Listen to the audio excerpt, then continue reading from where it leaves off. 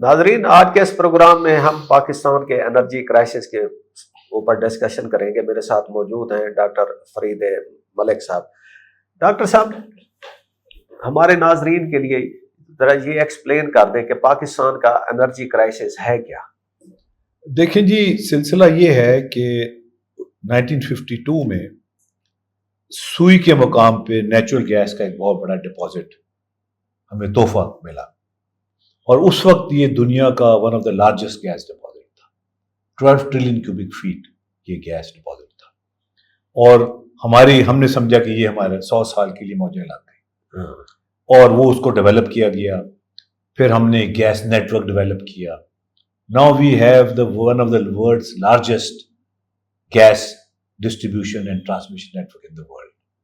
مگر بدقسمتی سے وہ جو 100 سال کی گیس تھی، میں نے 50 سال میں اڑا دی، اور چولہوں میں اڑا دی، ہر جگہ اڑا دی۔ چلے چولہوں میں تو پھر بھی کوئی کھانا پکا روٹی، آپ نے گاڑیوں میں لگا دی، بجلی بنا دی، فرٹیلائزر، ہر چیز ہی پہ وہ اسی کو لگا دی۔ چلے وہ انڈسٹری میں تو all over the world use ہوتی ہے گیس، ادھر ڈومیسٹک یوز میں نے کبھی ان کے کسی اور ملک میں نہیں دیکھی۔ اس حد تک نہیں، یہ بات ٹھیک ہے، اس حد تک نہیں، آپ کی بات یہ صحیح ہے، مگر یہ کہ ایک وہ بھی فیسیلیٹیشن تھی نا۔ اب ڈومیسٹک میں بھی، اب میں آپ کو اگزامپل دوں، بلکہ یہ ایک بڑا اچھا اگزامپل ہے اس کا، کہ یہ گیس نکلی بلوچستان میں، وہ پشاور پہلے پہنچی اور کوئٹہ بعد میں پہنچی۔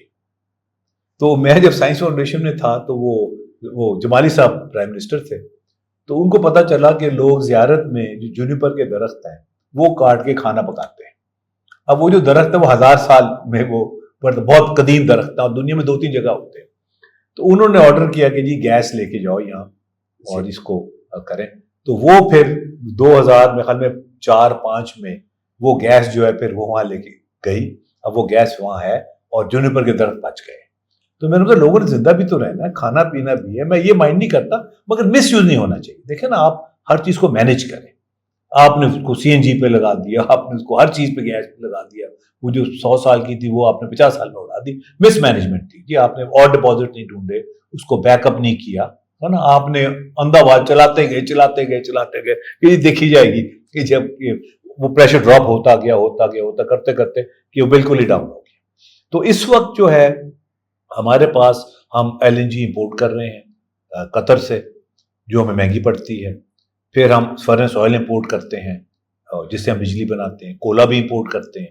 تو ہمارا امپورٹ بل جو ہے وہ 12 سے 14 بلین ڈالر سالانہ امپورٹ بل ہے۔ دنیا کی سب سے مہنگی گیس اور دنیا کی سب سے مہنگی بجلی جو ہے وہ ہم بنا رہے ہیں۔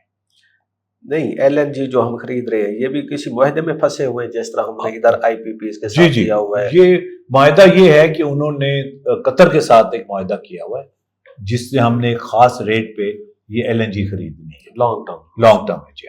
تو وہ معاہدہ جو ہے اس کے تحت ہمیں خریدنی ہے۔ وہ جو LNG ہے وہ کراچی پہنچتی ہے، پھر اس کو گیسیفائی کیا جاتا ہے، اس کو ری گیسیفائی LNG کہتے ہیں، پھر اس کو پائپ لائن میں ڈالا جاتا ہے۔ پھر وہ کیونکہ مہنگی اتنی ہے کہ اب وہ جو پاور پلانٹ والے وہ نہیں خرید رہے، لوگ سولر پہ چلے گئے ہیں، اس کی وہ بک نہیں رہی۔ اب سوئی ناردرن اور سوئی سدرن نے کھول دیے کنیکشنز گیس کے ایٹ این ایکسپینسو ریٹ، یعنی جو وہ ریٹ، نیا ریٹ جو ہے اس پہ وہ سپلائی کر رہے ہیں، وہ ان کے لیے گیس اور مہنگی ہو گئی۔ تو یہ ایک ایسا وہ وشیس سرکل ہے کہ وہ افورڈیبل نہیں ہے۔ میں سمجھتا ہوں کہ انرجی جو ہے یہ this should be taken seriously, اور یہ اپنے ریسورسز سے اس کو کور کرنا چاہیے۔ اور ہمارا جو اس وقت ریسورس ہے وہ تھر کول ہے، سب سے بڑا اس وقت جو ڈپازٹ ہے 175 بلین ٹن کا، اس سے ہم نے گیس بھی بنا لی ہے، کولے سے بجلی بھی بن رہی ہے، تو اس سے ہم گیس بھی بنا سکتے ہیں، بجلی بھی بنا سکتے ہیں، اس سے ڈیزل بھی بن سکتا ہے، فرٹیلائزر بننے ایک پلانٹ آلریڈی اپروو ہو گیا ہے کہ وہ اس سے فرٹیلائزر بنائیں گے گیسیفائی کر کے کول کو۔ تو میرا مطلب ہے کہ ہمیں امپورٹ بل جو ہے، انرجی امپورٹ بل کو نیچے لے کے آنا ہے تاکہ افورڈیبل انرجی ہو، جس طرح 50s میں تھی، 60s میں تھی، بلکہ 2002 تک تھی کہ جو گیس جب آ رہی تھی تو بڑی افورڈیبل انرجی تھی، انرجی کا تو مسئلہ ہی کوئی نہیں تھا بات۔ اچھا، انرجی آپ سیکٹر میں آپ انویسٹمنٹ دیکھیں، اس وقت ہوئی جب پاکستان میں کوئی اور انویسٹمنٹ کرنے کو تیار ہی نہیں تھا۔ 2000 سے آن ورڈ جب ادھر وار اینڈ ٹیرر بہت عروج پہ تھی، کوئی فارنر بھی لینڈ نہیں کرتے تھے کسی ایئرپورٹ پہ، تو ان دنوں بھی یہ انرجی سیکٹر میں نا دھڑا دھڑ انویسٹمنٹ ہوئی, اور شاید صرف یہی سیکٹر ہے جس میں انویسٹمنٹ ہو رہی تھی. اور اس وقت ہم تالیاں بجاتے تھے کہ دیکھیں جی پاکستان میں یہ فارغ انویسٹمنٹ آ رہی ہے. اب پتہ چلا کہ جی وہ تو ہماری جیب ساری کاٹ کے لے گئے ہیں.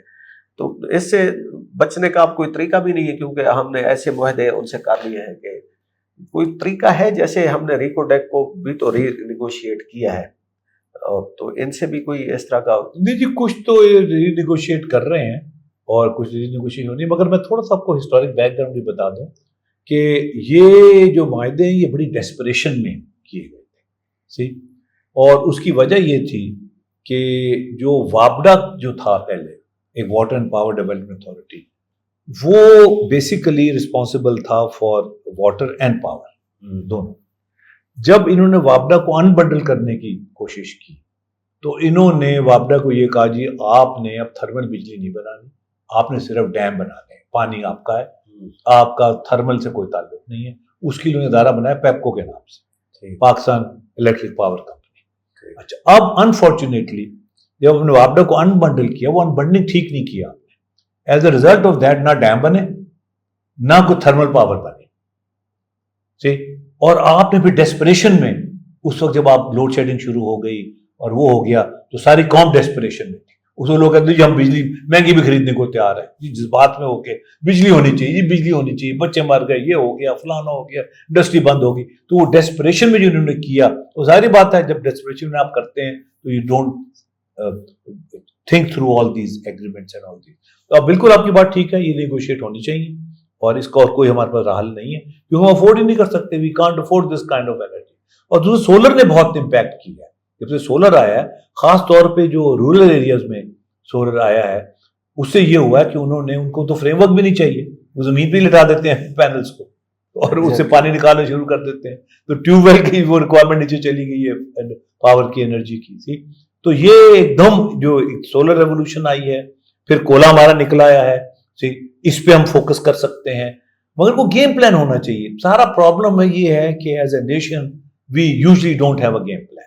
اب مشرف صاحب کے زمانے میں یہ تھا کہ ان کو مس فیڈ کیا گیا, مس ریپرزینٹ کیا گیا کہ جی کوئی انرجی کرائسس نہیں ہے, بجلی بھی ہمارے پاس ہے اور گیس بھی ہمارے پاس ہے.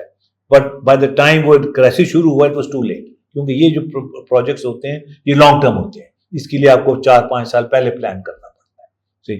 وہ ہم نے نہیں کیا. پھر ہم ڈیسپریشن میں گئے, انفیوریبل ایگریمنٹس کیے, اس میں کک بیک بھی تھیں اور بہت کچھ تھا, کرپشن بھی تھی. وہ سارا جو لوڈ ہے وہ پھر پبلک پہ پڑ گیا.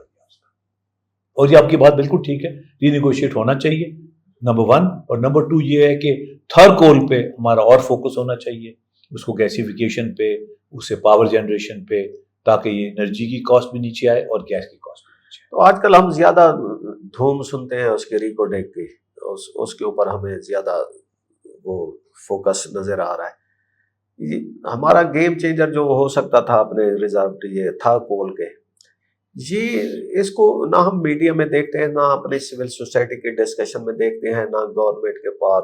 یعنی کہ آپ اگر روزانہ نیوز پیپر پڑھتے ہیں, میں نیوز پیپر میں کام کرتا ہوں, تو میرے خیال میں آپ نے لاسٹ ٹائم کب یہ تھر کول ریگارڈنگ کوئی وہ پڑھا ہو, یا اس سے کوئی ڈیولپمنٹ کوئی نئی آئی ہو, یا کوئی ہائی پروفائل وزٹ اس سائٹ کا, یا اس کے بارے میں کوئی نیا ایگریمنٹ, اور اس کے اگر ہو رہے ہوں گے تو میں بھی, لیکن وہ عوام کے سامنے نہیں ہے.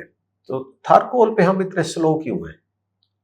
یہ پچھلے ہفتے تو ایک خبر آئی تھی چائنا سے, ستر زرداری جو وہاں گئے ہوئے تھے, انہوں نے سائن بھی کیا ہے کول گیسیفیکیشن پہ, کیونکہ سندھ گورنمنٹ جو ہے وہ کول گیسیفیکیشن پہ کافی سیریس, میں بھی انوالوڈ ہوں گیسیفیکیشن پہ ان کے ساتھ.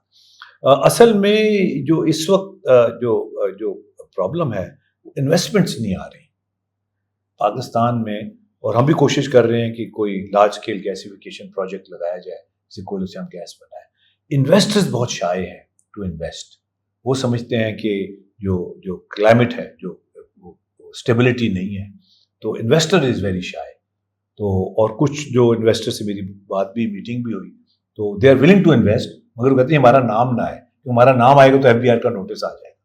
تو ہم نے جو کلائمیٹ جو ہے انویسٹمنٹ کی, وہ بھی ہم کامیاب نہیں ہوئے اس کو کرنے میں. تو لوکل انویسٹر جو ہے اس کو یہ ڈر ہے کہ میں نے اگر انویسٹ کر دی، کیونکہ یہ بڑے پروجیکٹس ہیں، یہ تو $500 ملین پلس کے پروجیکٹ ہیں، تو وہ پھر یہ ہے کہ یہ اسٹیٹ مشینری جو ہے وہ ہمارے پیچھے پڑ جائے گی. تو اس وقت انویسٹمنٹس نہیں آ رہی تھرکول کے اندر سے، یہ مسئلہ ہوا ہے وہاں. ریکوڈک کا یہ ہے کیونکہ فورن انویسٹمنٹ فورن بھی انوالوڈ ہیں اور billions and billions of dollars involved ہیں، اور وہ سونا اور چاندی اور تانبا وہ ذرا ہائر لیول گیم ہے، اس میں لوگ رہتے ہیں. حالانکہ سیکورٹی پوائنٹ آف ویو سے وہ زیادہ خطرناک علاقہ ہے، زیادہ وہ سیکورٹی پوائنٹ آف ویو سے وہ علاقہ has to be sustain, it's difficult to sustain that area. اس لحاظ سے تھر کول جو ہے یہ اس لحاظ سے انڈر کنٹرول ہے. دو مائنز بن چکی ہیں، مائننگ ہو رہی ہے اور کوئی ایسے مسئلہ نہیں ہے، بجلی بھی بن رہی ہے اور اب گیس بھی بن سکتی ہے. تو ایک قسم کا وہ اسموتھ ٹرینکول چیز ہے، مگر انویسٹمنٹس نہیں ہو رہی، انویسٹر شائع ہے. تو unless we come up with an investment climate, اگر جس طرح انسینٹیوز انہوں نے بجلی والوں کو دیے تھے، اگر وہاں بھی کوئی گیسیفیکیشن کے انویسٹمنٹس کو انسینٹیو دیں تو بالکل ہوگی. کیونکہ دیکھو یہ تمہارا ریسورس ہے، 175 ملین ٹن کولا پڑا ہوا ہے انٹیپڈ، صرف 2 مائنز ہیں جو نکال رہی ہیں coal, billion of tons coal is unutilised lying there, اور انرجی کرائسس بھی ہے ہمارے ملک میں. ناظرین، بس ان کلمات کے ساتھ ہمیں اب اجازت دیجیے. خدا حافظ.